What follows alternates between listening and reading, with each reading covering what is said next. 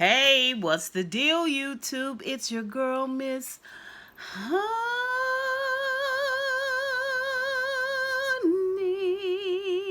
Welcome back to the channel. Welcome back. I hope you guys are having a wonderful day today. I am excited to be here. I'm excited for this review because I got a couple of new things that I'm going to be doing during this review. I hope you all are having a wonderful week so far. Let's go ahead and read our episode titles and bring ourselves up to full speed. Listen, this is season 6, episode 8 of Queen Sugar. And we have 2 more episodes and this season will be over. I am extremely anxious about the season being over because I don't really have anything to replace it with. I'm going to have to figure it out, right? And I'm excited for it to be over too because I want us to come to full fruition. It to come to full fruition, like what's going on.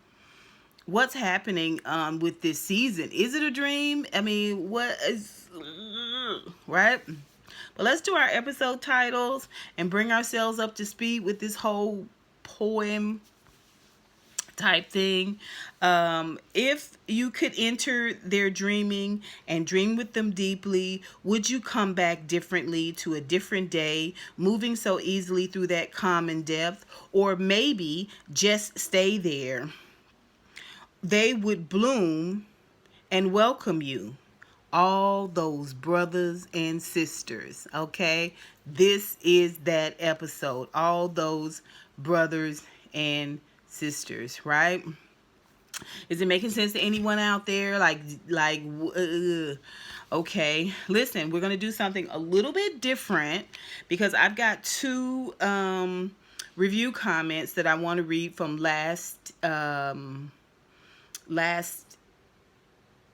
I think they're from my last review, or one of them may be from my character analysis for Queen Sugar that I did 2 weeks ago. But either way, I think the first one is going to be a comment that I'm highlighting because when the comment was sent over, like, it completely changed my countenance for last week's episode. Like, I was so frustrated with the fact that Ralph Angel basically lost, 800 and something acres of land. Like, oh my gosh. I mean, and even in this episode, the fact that everybody's kind of Gucci with it is crazy to me. But I'm gonna ride this thing out, and I'm gonna try to keep it above board. Anyway, so the comment that I got was from Jen 1250, and it was just, like I said, it just changed my whole countenance, and I think it will be good for us to hear this comment, right? Because I think it'll make maybe some of you feel a little bit more better about where we are in the show. In this episode 8, I found it was a good episode, but it still was a little bit frustrating. But let me just get into the comment. Jen 1250 commented, I thought it was a good episode. I thought it was the best episode of the season. I know some folks are tired of the losses, but as a drama, I expect the writers to keep us on our toes and in our feelings. Raw is frustrating. Pride is the devil. It was Raw's downfall this episode, but I predict it will be the Landry's soon. His smugness will disappear once the tables turn. I predict the writers will wrap the season with a major victory for the Borderlones. The farm is a character of the show. Like, I mean, it just took all of this thing out of, like, it gave me so much hope, that one statement. It's not something that I had thought about, and processing it in that way gave me so much hope about everything that's going on with the borderlones. But she says the farm is a character of the show. I just don't see them losing it. And she will get great analysis as always. Thank you so much for that encouragement as well, Jen. But listen, doesn't it kind of make you feel a little bit better when you hear that? She's absolutely correct that the farm, the land is another character, right? Like, I kept thinking in this episode, what is Ralph Angel going to be without this land as his backdrop? Like, I don't. Anyway, this episode, all those brothers and sisters, I got another comment that I'm going to read, but it's a little less positive, so I'm going to do that at the end of the episode.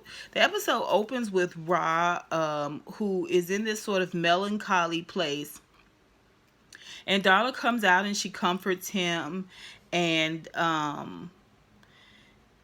later on we get to see them down at town hall because Charley breaks the news to them that all the farmers will be getting is $40,000 each for this FDA or government bailout type situation. Later on in the episode, we get to see where Darla finds an apartment for Ra, for her and Ra in the city. And he's just not ready to talk about all that yet. He's still in this place where don't give up on me. I'm going to get a job. Maybe I'll go back to the nursing home and I'll find a way to take care of us. I was like, oh, well, Eureka. Eureka, a job? What? That is revolutionary. What man with a baby stops working? What real man with a baby coming that stops working? No, if anything, you get a second job, a third job, 5 jobs. I don't know. Anyway, I'm still a little tender with Ra. Y'all be patient with me. I'm still a little tender with Ra. Okay. Let's see. Let's talk about Charley next. Charley is still kind of doing her own thing. Even though in this episode we do get to see the family kind of interact a little bit more together like they did in past seasons. But we still kind of see Charley being kind of this lone wolf. Even though she's dabbles in a little bit with the other family members, she's still giving me this lone wolf type feeling. I don't know what it is about Charley that makes me feel like she won't be as visible on the show if there is a season 7 or 8, 7 and 8, 9 or 10. I don't know. I just feel kind of distant from Charley, the character, the Charley character in this episode. To me, it's more palpable in this episode. But David surprises Charley with a date. Basically, he, has a car come pick her up, and then she's flown to North Carolina, obviously, because she says she's in front of their old apartment building. And there's Duke paraphernalia all over the place. And Duke's in North Carolina, Durham, North Carolina, I believe. So he flies her there to North Carolina.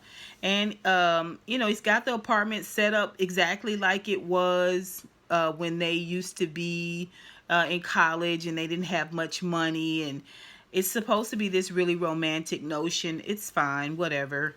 And he asks her to marry him, a beautiful ring. But, Charley has not been completely honest with what's going on. And she tells him she doesn't know. I don't know, Davis. And then she tells him about Congress, the proposal that she got to go to Congress. And I believe she told him that she's decided to do that. And He's like, okay, that's fine. I mean, I'm willing to move, to come, to go, to be whatever you need me to be. And she's like, listen, with everything that's going on, Congress, work, the distance, I'll always love you. I love you. I'll always love you, but not now. Not now. Not yet. Pace yourself, big boy. Pace yourself, right? And he tells her that he's a patient man and he's not going anywhere. And he proves it throughout the rest of this episode. He's still, not being bitter, not being distant now that she's turned him down. Most men would have pulled up a little bit, but he's still texting her and reaching out to her. Later on, she and Micah go to visit Aunt Vi and see how she's doing. And she tells her about Congress. And Aunt Vi says, you go get that power, girl. I was like, okay. Well, everything that we know what's going on now in Congress, like, I don't know. I'm not as excited about Charley running for Congress. I don't know. I don't know. Anyway, let's just move on past that.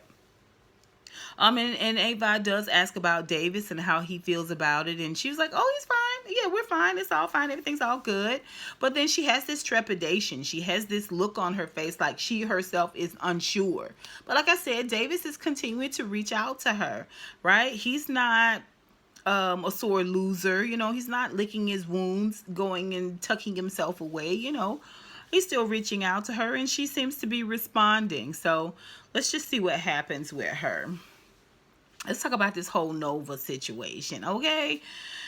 Nova is still struggling with what happened to her in terms of them, kicking her door in and all of that. I had a commenter that insinuated that I may have not been as sympathetic to Nova because I don't like her. And I knew that was somebody who was new to my channel because, I mean, your girl has rocked hard for Nova. Even when Nova gave us one of our greatest disappointments, which was that tell-all book, right, that she did on the family.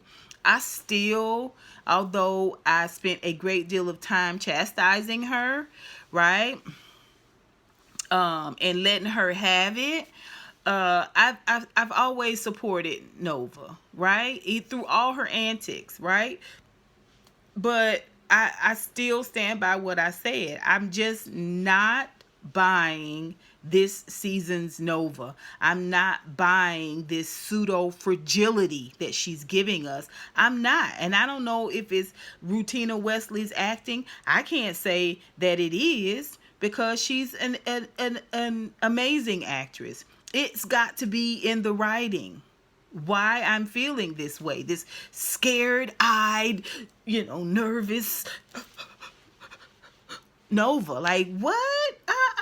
No. Nova kicks down doors. Yes, she is still a human and she is still able to be wounded and still able to be hurt. I get all of that. I understand that. I understand the impact of racial injustice. I do. On the human psyche. I do. I understand what PTSD is in a myriad of ways. I do. I'm saying what we've seen happen with Nova, it don't make sense. It don't make sense, right? We saw Prosper get pushed down hard to the ground, head split open, blood pooling out around his head. That gave Micah PTSD, but not Nova. Okay? A couple of mysterious phone calls. She's nervous Nelly. Still, she sits out front smoking weed on her front stoop. Like, I just don't get it. I'm sorry. That's all I'm saying. But let's just go ahead and talk about Nova, what happened with Nova in this episode. I love Nova. I'm just calling a spade a spade. That's all. I'm not feeling her. like I said, she's still struggling with what happened to her. She finds some remnants of things that she hasn't, cleaned up. In the nooks and corners, she finds a piece of glass, and she's kind of exhibiting this, like I said, PTSD. And she decides she's gonna take a road trip because some stuff going on with the farm. Everybody just kind of throws that out there, like it's crazy. This is all got to be a dream, but anyway, Dominic comes over and brings her some gumbo, right? A big old fat pot of gumbo, okay? And she thanks him for that, and he says, going somewhere? And she was like, yeah, I'm having trouble. We've got everything that's going on here, that went on here in the house, and what something is going on with my family farm. She doesn't get into the details. She was like, I'm having trouble hearing my ancestors, so I'm just gonna take a trip trip somewhere and see if I can't open up my chakras or whatever. And Dominic was like, hey, you want some company? And she was like, you could just pick up and leave like that. He was like, yeah, it'll be cool. I was like, what about the gumbo? Who's gonna eat the gumbo? What you gonna do with that gumbo? Y'all just going for like a day? I don't know. I'm just saying. That's a lot of gumbo. Here I'm worried more about the gumbo than I am Nova, but that's not the point. So, she obliged him and was like, okay, cool, you can go on the trip with me. I was just like, Nova, girl, what's going on, girl? What's happening? All the while she's being empathetic to him, like, you were pushed down hard to the ground, and you were handcuffed, and I know that you're I was just like, okay, no, you got a whole brother, it's fine, whatever. So, when they get on this trip, they stop to get gas, and he talks about what he's working on, which is like the restoration of Black people's land that they lost in one way or another, whether it was stolen or gentrified, whatever, he's working on restoring them, giving them their land back, kind of like what happened. What's that beach? Best Beach? I forget. You guys put it down below. But it's something like Best.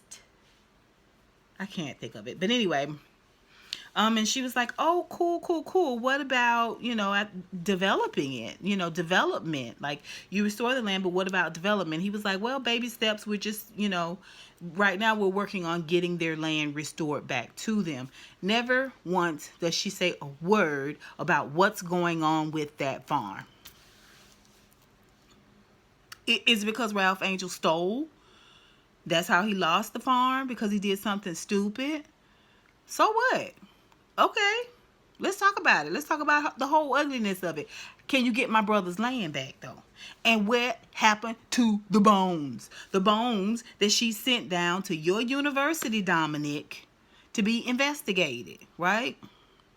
So then they go to this place, kind of like I went to a place on Dufusky Island where the Gullah slaves, like used to be a slave plantation in Gullah land, where the housing and the churches and that they worshipped in at that time. It was, I don't want to call it a slave camp. I don't think that's right, but anyway. So if they go to somewhere similar, and it's kind of like a museum now. And he makes a very powerful statement that gets me a little bit to feel like maybe he's okay. Maybe he's all right. Maybe Dominic is not the ops.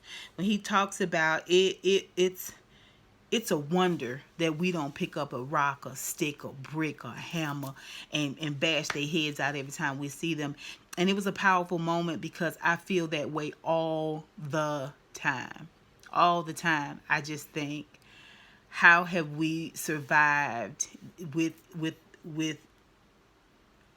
all the violence that has been done to us? How have we not then become violent against them? Like, we're still always looking for a brighter side. We're always just letting stuff go, letting stuff slide, like letting stuff fall by the wayside, and we don't push through on a lot of things, follow through on a lot of things. And it's a wonder. And then when they go into the church, it was a powerful moment. They go into this church, and the church's pews is made of this old wood, and also there's these carvings of children, black children, wooden carvings of black children into the pews, kind of as though they're standing in front of the pews or standing just at the end of pews, and it looks like there's people in there, but these are carvings, right?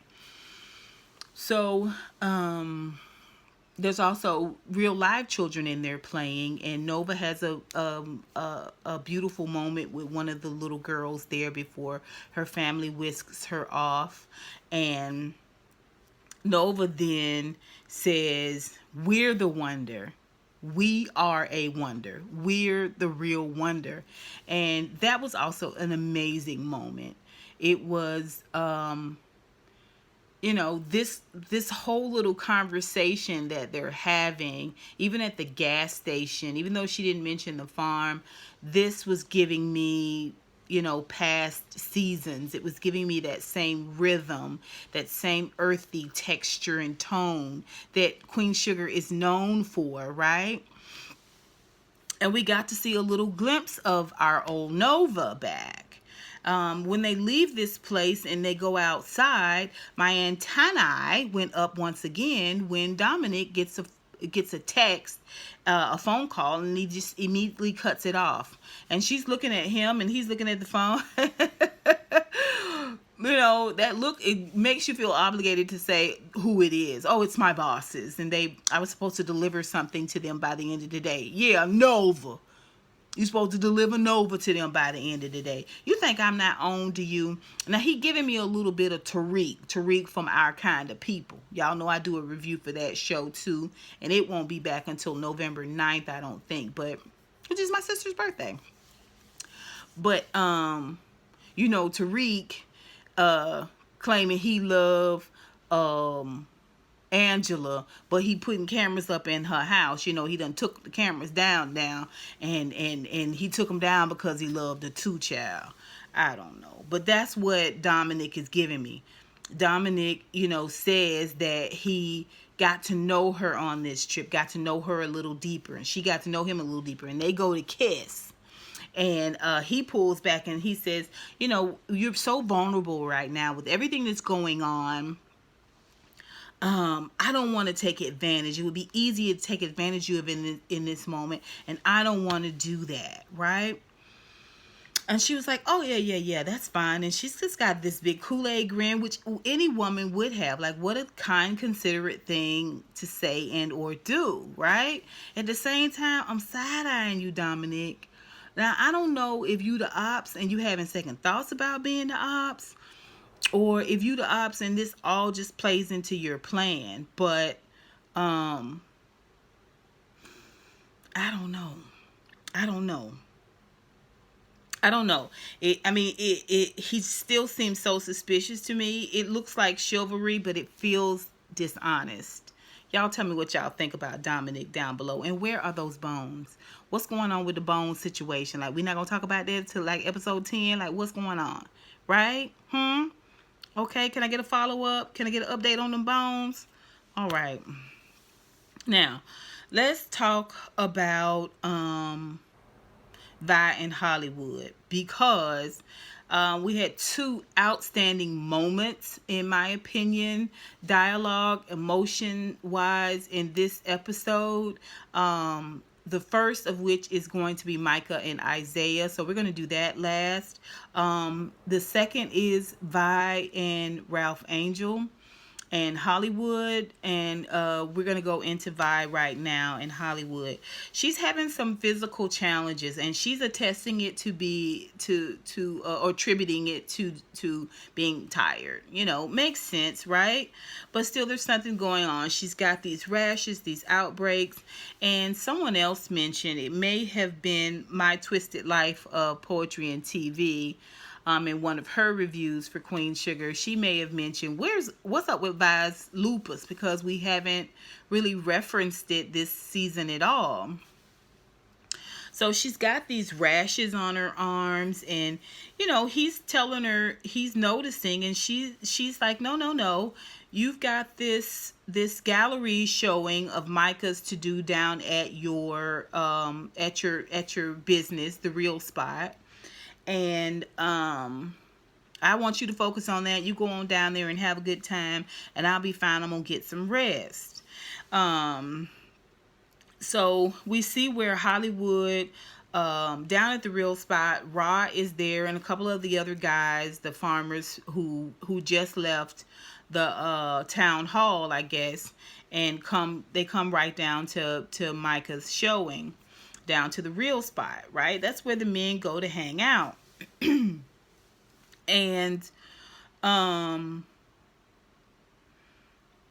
Hollywood steps to Ra, and he wants to make sure that they're okay, because he leaned in hard on Ra last episode, because he had to snap Ra out of that selfishness, out of that temper tantrum, and get him to realize that the undoing that is happening to him and his family's legacy is directly attributed to the fact that he did something wrong, right? And you got caught doing it, dude. And Rob was like, no, you're my dude, and I appreciate you. I needed to hear that, and it was a good moment, right? We know Hollywood is upstanding. He's an upstanding dude, period, right? So later we get to see Hollywood kind of head off this controversy as it pertains to Micah's photographs in this gallery showing, right? But for me, I don't know, it was weird. But like I said, all of this is going on with Hollywood, but he misses Vi falling out. Vi is at home, and when I tell you that my heart kind of skipped a beat, I got 3 fears in my life: drowning, and I swim. I know how to swim. Being chased down and attacked, as a woman, that's one of my fears. And one of the fears I have surrounding having been married and not having children is that something will happen to me in my home by myself, and that's where I'll be when someone finally says, we haven't heard from her in 3 days. Like, I'm laughing. That's nervous laughter. It's anxiety a little bit too, because we get to see Vi take a step. And when I tell you Tina Lifford did that thing, she did that thing, baby. That was not no little, faint. No, ma'am. She acted that joker. I really felt like she fell out. And when I tell you my heart skipped a beat, it skipped a beat. Shout out to Tina Lifford.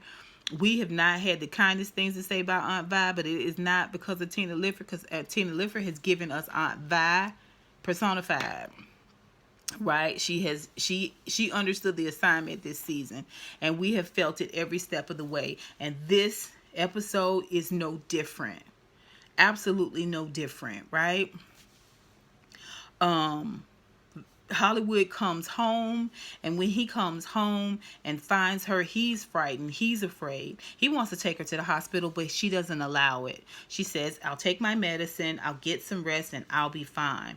He tells her if she's not better by the end of the night, she going to the doctor. She going to the hospital, right? We also get to see Ralph Angel come to see Aunt Vi. And although she kind of gave him a little chastisement and a little reassurance and told him she loved him in the last episode, here's an episode where they come together, okay? And this is real reconciliation. Again, it's my second best moment of the night. This is real reconciliation where, he tells her how important she is to him. He tells her that he doesn't want to lose her. And he gives us the emotion.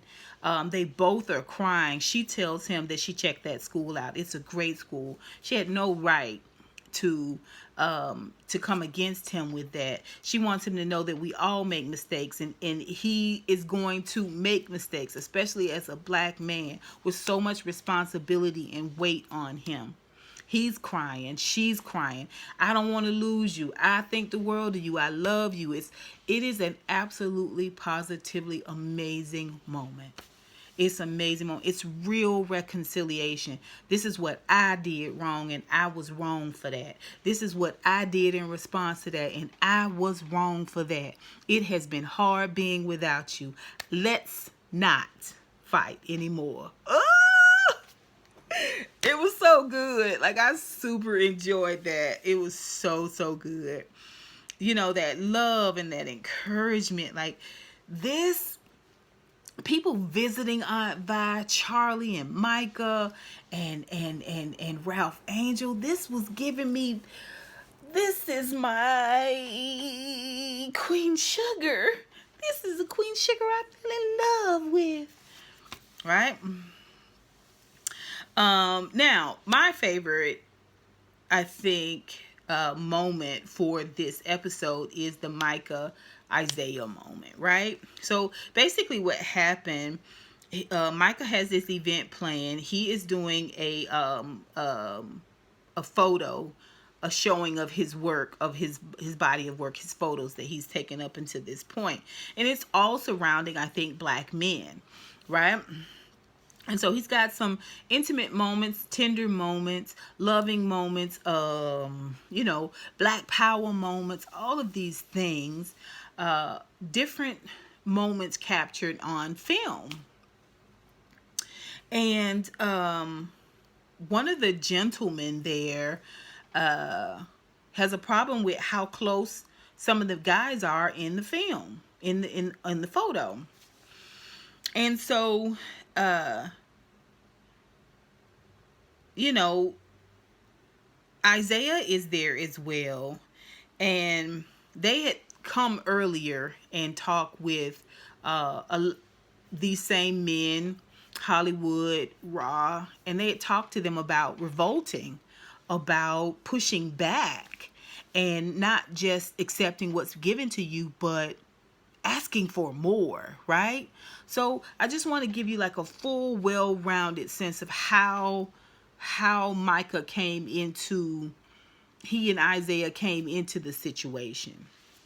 So the guy has a little issue with, you know, how close some of the men are. And Micah goes into immediate, like what's wrong with it? What's wrong with black men being, you know, close and showing each other affection, right? I get it. I totally get it.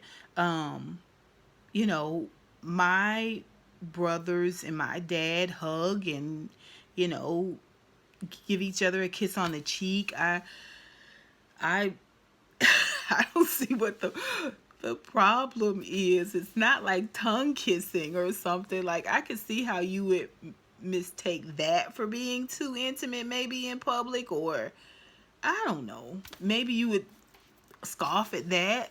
I mean, I'd scoff at it if it was heterosexuals, I guess. I don't know. But I'm used to seeing men hug and stuff, so I didn't understand it either. But Micah was kind of, you know, being a little bit on the defensive, and it's Hollywood that steps in the middle of the situation and kind of keeps it from being an argument, which I totally get, but it also keeps it from being dialogue, right? Keeps it from being talked about, which is what the real spot is supposed to be about. Isaiah, who now for like the second or third time is the voice of calm. He is the voice of peace, right? And transparency, and it's not flexibility, but he's amicable, right? He's not offended, you know. He doesn't feel you know, like I'm gonna get this guy straight. He kind of meets the guy where he is and says, you know, over in China and Africa and these types of places, men hold hands, brothers, best friends. They greet each other, they kiss. I mean, even Italians here, you know, we saw in The Soprano that guys kissed each other all the time.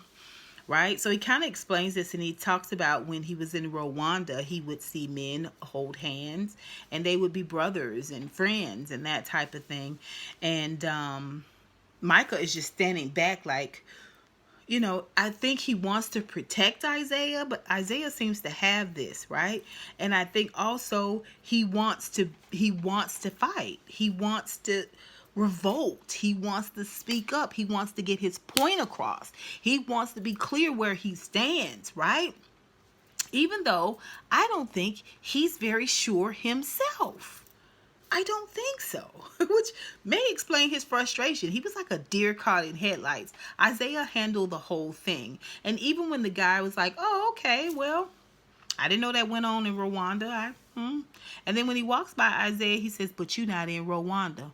That's all I'm saying. You ain't in Rwanda. And Isaiah doesn't flinch, just like he does at the table when they're playing spades. And the guys are ribbing him about being gay. You know what I mean? He doesn't flinch. He is confident. He is truly free, right? He knows who he is. He doesn't owe anyone else an explanation, right? And this is a very real moment that has crescendoed to this point, but still a very real moment, right?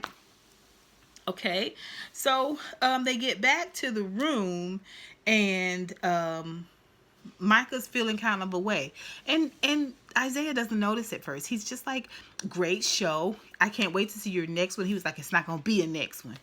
I was like, oh, here we go. I mean, he's defeated. He's wounded. I've talked about Micah being a very needy character. Last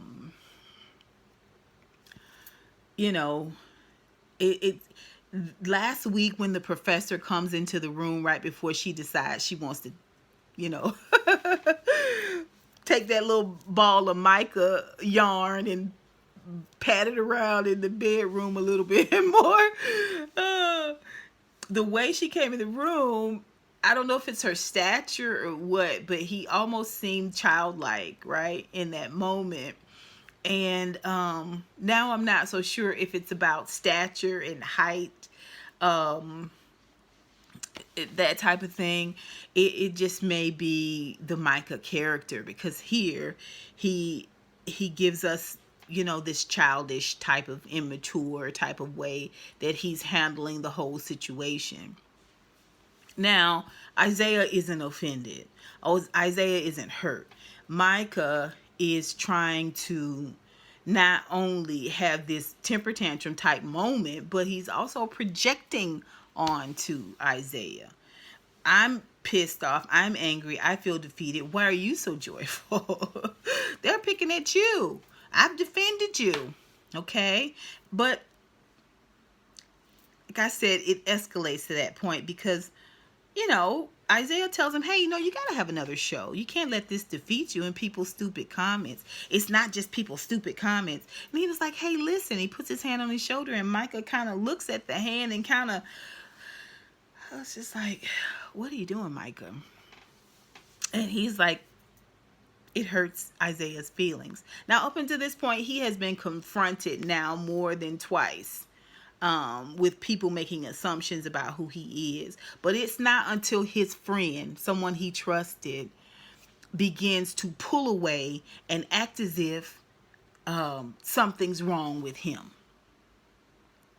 Something's wrong with you, Isaiah. This is really, Micah, this is how you coming at me? This is Isaiah, right? Like, he's just like, what? I don't understand why you're acting this way. Come on. And Micah's like, I just need a minute. That's got a lot going through my head. I need to talk about it. And he was like, well, I mean, you don't have to feel that way. Come on, let's talk about it, right? Still, he doesn't know what to pull away, and he's clearly acting distant and giving him like these short, curt answers. Isaiah still gives us this level of maturity where he was like, let's talk about it. Let's hash it out. Like, let's resolve this. It doesn't have to be this way. Like, it doesn't have to be an argument or this frustration or this projection. Like, we don't have to do this. And Micah's like, no, I just need to be alone. I just need to have time. And it really hurts Isaiah because He was just like, all this time you've been pretending. What do you mean pretending? That's how you gonna come at me? This Micah. That's how you gonna come at me? I defended you. And when everybody else is around here calling you gay, I don't care what everybody else is saying. I know who I am. I don't have to explain myself to anybody.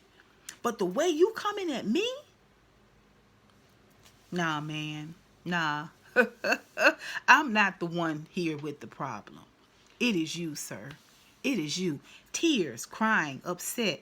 It is a good moment. It is a great conversation, beautifully executed, well written for the Isaiah character, and beautifully executed by the actor who plays Isaiah. I just, I'm a person that really seeks peace in a conversation.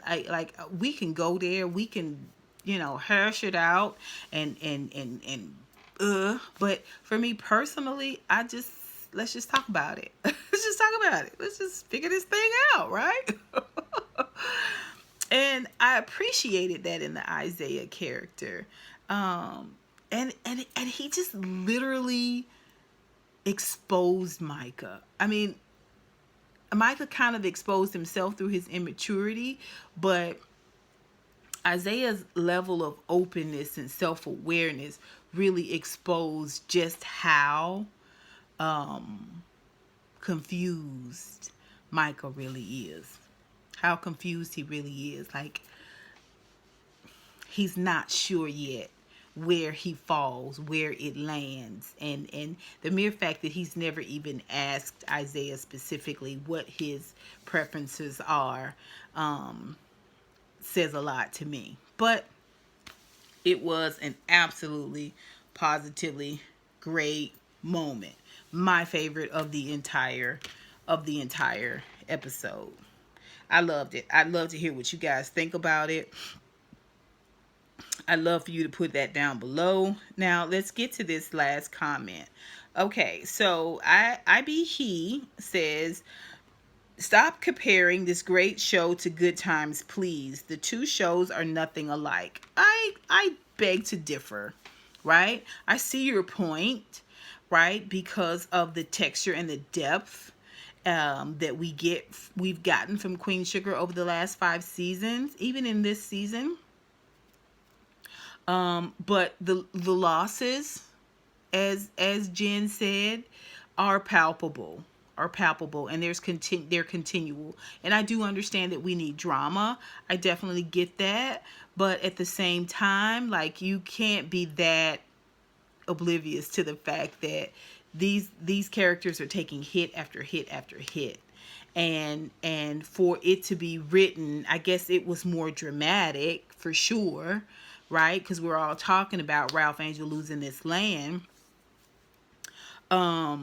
But we're getting a lot of hits, and we're not getting any, we're not getting those conversations expounded upon. We're just moving past them, right? So we're just left with those losses, okay? Or we're addressing those losses, but it's in this super, super passive way, like the fact that barely anybody mentioned the loss of the farm on this episode. And it is a huge loss, you guys. It is a huge, huge loss. We're talking about hundreds of acres of property.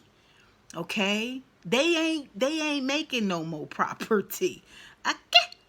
All right? We're talking about Ralph Angel's character being written as a thief, which we'd already known him as, and having recovered from, as opposed to in past seasons when the cane was suffering, he planted soy. Shout out to My Twisted Life of TV and Poetry, who mentioned what's happened to the soy that Ralph Angel planted on the land.